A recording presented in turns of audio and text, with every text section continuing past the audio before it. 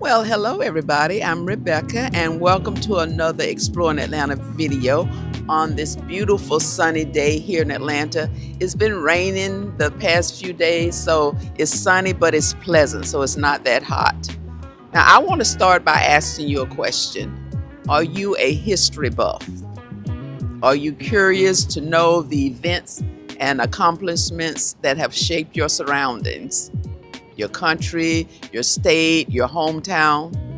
I know I certainly am, which is why I am enjoying touring museums. And Atlanta has a wide range of museums to explore, just so many.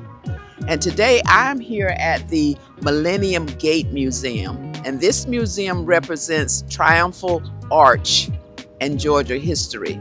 And it is located in Midtown Atlanta, here on 17th Street in Atlantic Station District. And this monument celebrates peaceful accomplishments. And I invite you to join me as I take you inside to explore the museum and its collections. It's a journey that tells the story of Atlanta's and Georgia's early history.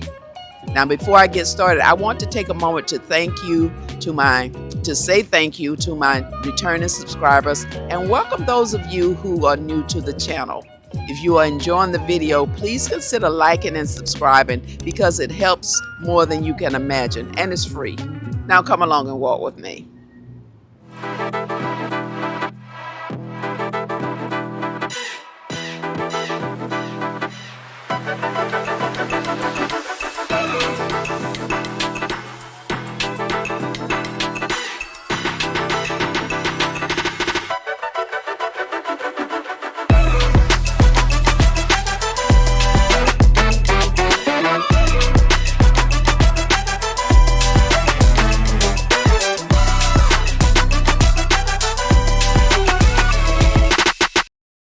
Okay, let's start here with the architecture.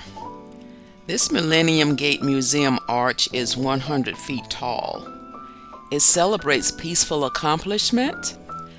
Now, the design was a collaboration between Rodney Mims Cook Jr.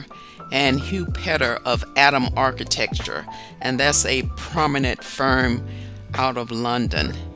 The style is in the traditional Roman classical arches. It is the second largest classical monument in the United States, right here in the heart of Atlanta. The arch had originally been intended for a location in Washington, D.C., but it didn't get enough support. In fact, it wasn't glowingly received right here in Atlanta. There were a lot of people who felt that the building just wasn't appropriate for this site. I mean, you have to admit, it is pretty distinct. In the middle of a two-way street, your median becomes this giant monument. But after a while, it did begin to grow on people, and it has been accepted over time. The arch has a Latin inscription that reads, "This American monument was built to commemorate all peaceful accomplishment since the birth of Jesus Christ in the year of our Lord, MM." Now, the museum building itself is located on a level below this arch. It opened in 2008 and was built to preserve and interpret Atlanta and Georgia's history, art, culture, and philanthropic heritage, as well as highlight Georgia's historical and aesthetic relevance to the United States and to the world. Now let's just make our way downstairs. This is the courtyard just outside the museum. This property is also offered for rent for private events, so if you have weddings or proms or things of that nature, photography, film production. Beautiful view of the retention pond there in the background. And this area is also known as the Commons, which includes residential buildings that you see surrounding the museum. We are now inside the museum, which houses 12,000 square feet of gallery space. It features 3 period rooms by century. This first room you see, We have the 18th century Georgia Pioneer Gallery, including the creation of Georgia as a colony. Moving on to the 19th and 20th century galleries of Atlanta's and Georgia's early history here in Parlor 2, including Civil War and Reconstruction. And as we move to Parlor 3, we have the new era post-Civil War into the Civil Rights Movement and the 21st century.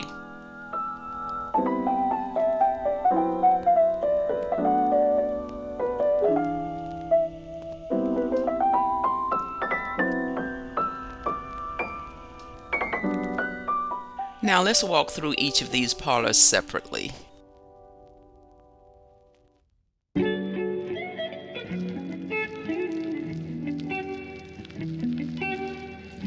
We are here in the first parlor. It begins with pre-Columbian Native American history and 16th century Spanish settlement of the coast. Now, this Georgia Pioneer Gallery focuses on General James Oglethorpe's creation of the colony of Georgia in 1733. Now, he was a major figure in Georgia's early history. He was Georgia's first governor from 1732 to 1743. He instituted a ban on slavery in Georgia in 1733 when the colony was founded. Now, he sailed back to England in 1743 after he had been governor, and he never returned. In 1850, the Georgia trustees lifted the ban on slavery, and the first enslaved people were brought to Georgia in 1751, which marked the beginning of slavery in the colony. Oglethorpe University was founded in 1835 and named in honor of James Oglethorpe. Now, this gallery contains documents and historical artifacts from Native Indian, Spanish, British colonial, and American Revolutionary periods. The exhibit features photographs and artifacts of 20 of Atlanta's pioneering families, and I'm sure many of these names you are familiar with.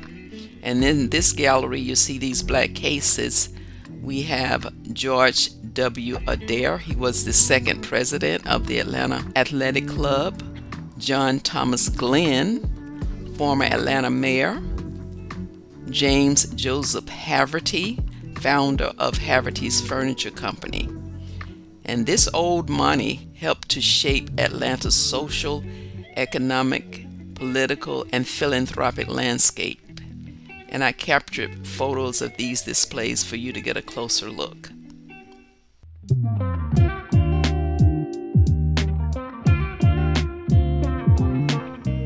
Now we move on to the second parlor, where we have on display the early history of Atlanta and Georgia. Now, I'm only scratching the surface here. These galleries are just fascinating to me. They really are. Now, when we think about the Civil War here in southern states, there's always this emphasis on Confederate losers and white supremacists, monuments on grounds at the Capitol and Stone Mountain. But what I love about these galleries is that though they don't bury the ugly part, there's a focus on our better angels, such as General James Oglethorpe. This gallery focuses on the heroes of the American Civil War, mainly General William Sherman, who served under General Ulysses Grant in some of the Confederate state battles. And he was actually the strategist behind the forces that not only captured Atlanta, but destroyed almost half of the city. He gave orders to burn down railroads, factories, and commercial buildings. Now, they also burned down some civilian homes and churches. Not good. Now, this all happened in 1864, which contributed to Lincoln's re-election that same year. Atlanta was able to rebuild rather quickly after the war. The population doubled by 1870. And when General Grant became president in 1869, Sherman succeeded him as commanding general of the Army from 1869 to 1883. And after all of his military quests, he refused to enter into politics, so he rode into the sunset and published his memoirs. Atlanta earned the nickname Gate City of the South because it was a major railroad hub that connected the city to other major cities and regions both in the South and beyond, making it a central point for transportation and commerce, effectively acting as a gateway to the region. Now, in these exhibit cases are artifacts from other philanthropists.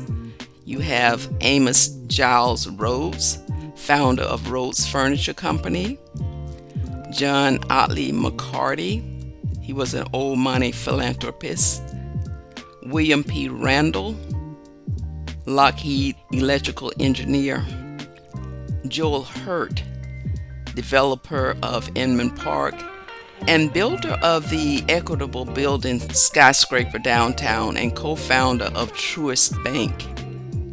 You have Alonzo Herndon, Atlanta's first African-American millionaire and founder of Atlanta Life Insurance Company. And then there's Morris Rich, founder of Rich's Department Store. Okay.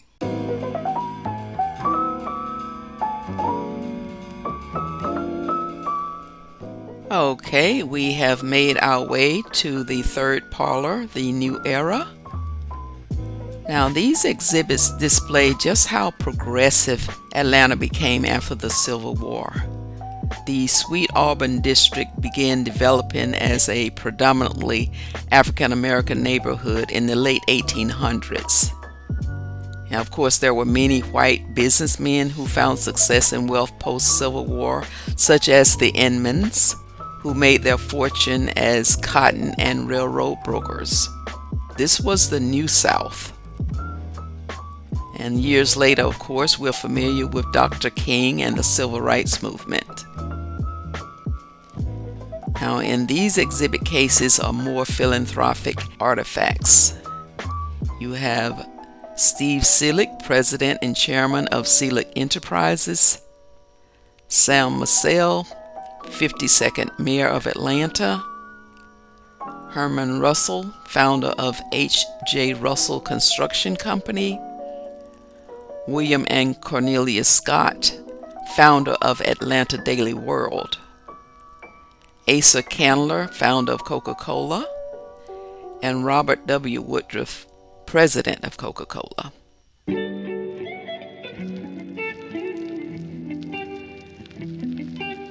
Here we have one last gallery, and there's a painting of ex-mayor and Ambassador Andrew Young on a canvas, as well as the statue of Zeus at Olympia. Now, the museum has 12 world-class cultural exhibits.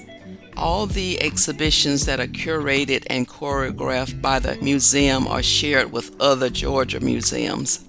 So some of what you see in this museum are just temporary exhibits on loan from other museums. And like I said, I just scratched the surface here. There's just so much history to explore, and it is inexpensive. It's not costly at all. And I had a terrific guide who was very knowledgeable and welcomed my questions and curiosity, so that was definitely a plus. Now, someone sent me a message asking to share if these attractions are disability friendly. And to be honest, from what I can tell, this museum is disability friendly, and I did verify that on their website. Okay, so that's going to wrap up today's tour of the Millennium Gate Museum here in Atlanta. I hope that you have enjoyed the experience and that you have been inspired to explore some of the many museums here in Atlanta or wherever you're watching from. And not just any local museum, but museums in general. And I will be back again next week with another video. And on your way out, don't forget to like, share, comment, and subscribe to the channel. I do hope that you have an amazing week coming up. Thank you for watching, and I'll see you again next week. Take care. Bye-bye now.